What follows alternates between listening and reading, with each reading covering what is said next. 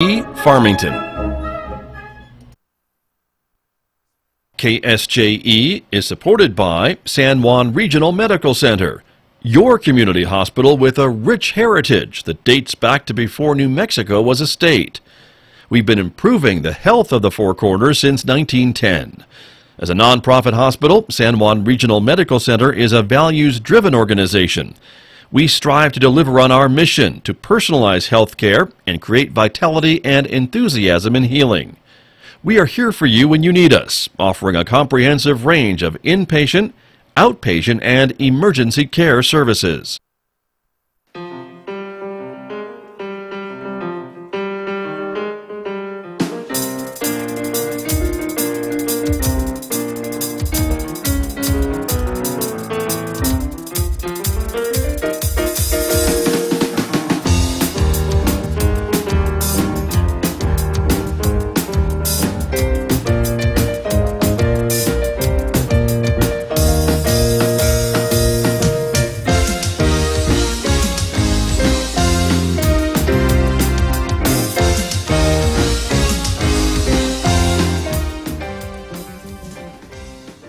Minutes past 8 o'clock. It's Thursday morning, November the 8th. Pardon me. Good morning, everyone. I'm Scott Michlin, and thanks for tuning in this morning. And good morning to our viewers who are watching us live this morning on the KSJE Facebook page and YouTube channel.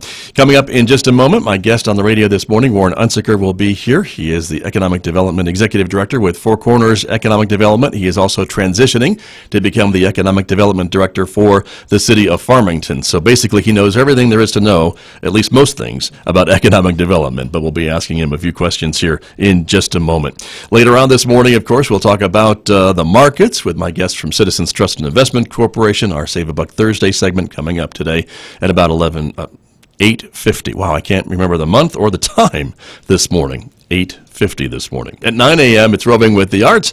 Mick Hess will be along playing music from Haydn, the latest Haydn Symphony number 79. That is coming up at 9 a.m. this morning. And then today at 12 noon, our local movie review program, A Review Too Far. And this week, our reviewers are talking about the film Bohemian Rhapsody. You will hear what they thought about that film when you tune in at noon to KSJE. Well, that's also where you can find our regional events calendar, and let me turn to that just for a moment and show you some of the things that are coming up today here at San Juan College. It's the first day of the two-day San Juan College Charity Bowl Sale that is taking place, and that is happening today and tomorrow at the Henderson Fine Arts Center, of course. The Fall Student Art Exhibit opening reception will be happening tomorrow night here at San Juan College. Also, a Chautauqua performance, New Mexico Before Columbus, happening tomorrow evening here at the San Juan College Little Theater. Some veterans events also going on this weekend that we want to let you know about on our calendar as well. There's a Fall Harvest Community Dance at the Bloomfield Cultural Center on November 9th, and a family bingo and potluck event as well. So just some of the things that you'll find on our regional events calendar at ksje.com. Well, now, as I mentioned, let me turn to my guest who is wearing multiple hats this morning, but Warren Unsicker is here. He is with Four Corners Economic Development and the city of Farmington. That's a transition thing. With the city, yeah. I'm very excited to be the Director of Economic Development with the city of Farmington, and so we're going to be launching off and working on a lot of great new projects. But today I want to talk a little bit about some of the recent things that just happened with legislative hoopla that we're just went through as of yesterday or the day before. The midterm elections, and there were a couple of ballot questions in our neighboring states which could have affected the economy here, which is I'm glad that you're here this morning to kind of talk about those. Yeah, a little bit of a debrief, and it was all good news for what we were hoping for. So that's good. We'll talk about the one. Let's start with the one in Arizona, because that was the one that maybe had the potential for the most impacts here in San Juan County, correct? Absolutely. So the Steyer Initiative, as it was colloquially called, but it's Proposition 127, was a clean energy mandate, and it would have accelerated the already existing clean energy mandate that the state of Arizona had existing, which I think it was like 20 or 30% by the year 2025. Okay. It was ramping it up to 50% by 2030.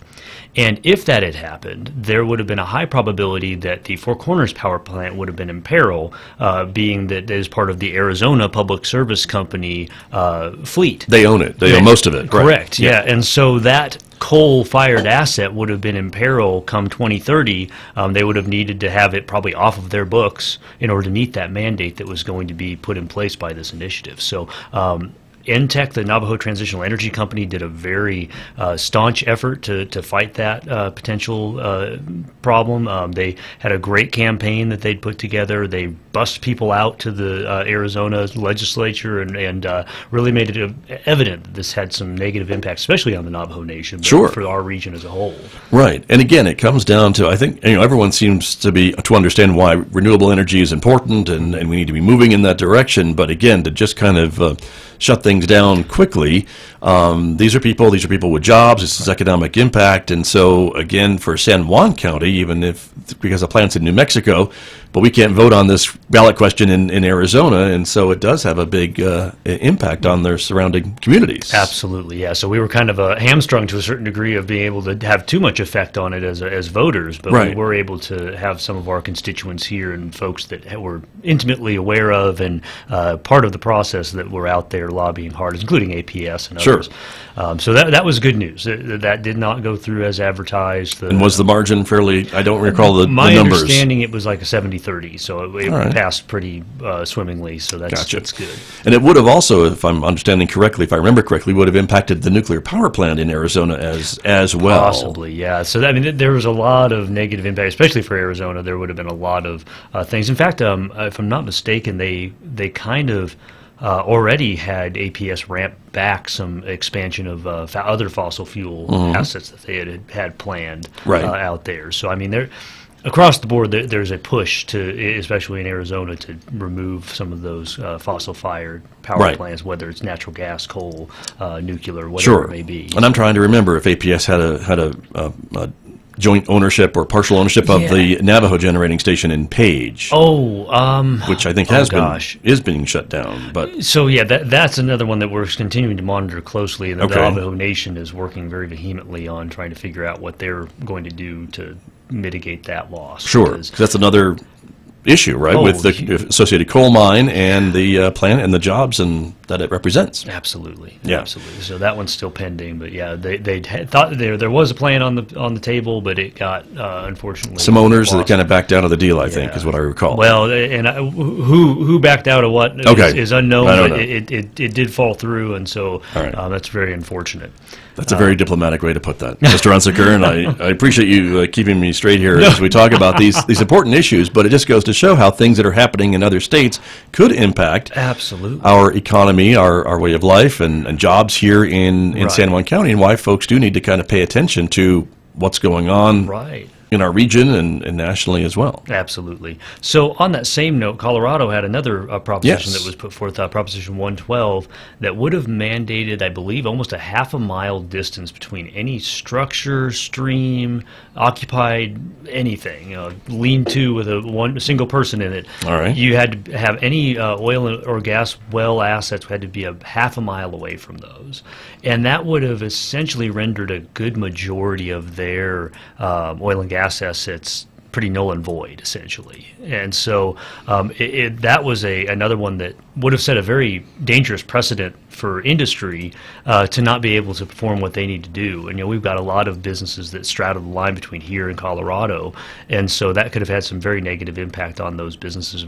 So that's something we were also looking at, and thankfully it didn't go through with flying colors. So I don't know the exact margins on that one, but I do know it did fail by not a terribly close margin, so that's good. Okay.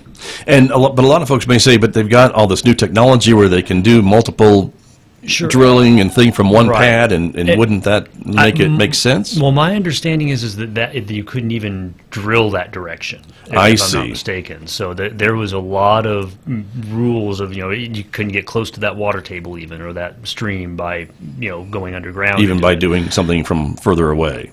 Precisely. So, gotcha.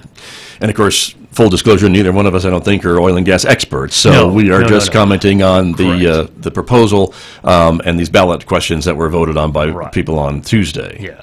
And so, and we just got done with the next iteration of the Future Forum, going back to this regional view of things. Sure. And so it just brings back to home the fact that there is a lot of synergy and connectivity between the 4 states in this area.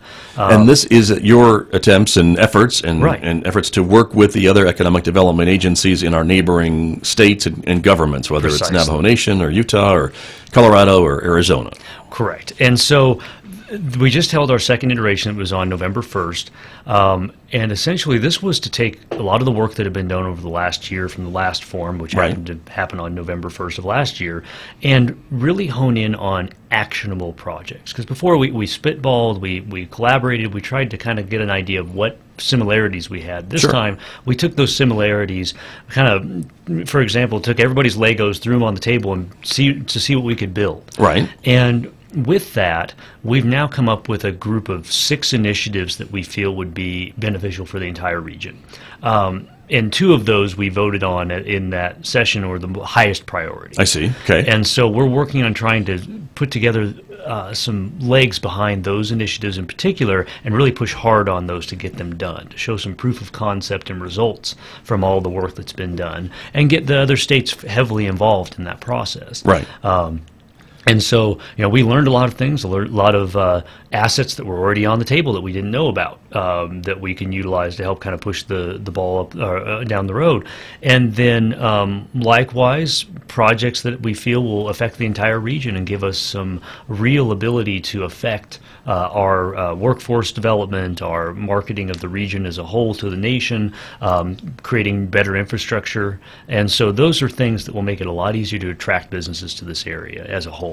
Nice. And so that's really what came to light and what has risen to the top now. And we're in the process now of forming the work groups that are going to push those initiatives forward. Nice. Can you give us some idea of what those 6 things Sure. would be that you all talked about and prioritized? Yeah, so you have broadband connectivity. That's one of those things that for the entire region is heavily needed for education, for telemedicine and healthcare, for just general connectivity to the outside world for a lot of people. Sure, for watching visual radio programs on your YouTubes and your Facebooks. Yes, right. Where would we be without that connectivity? Yes, so, indeed.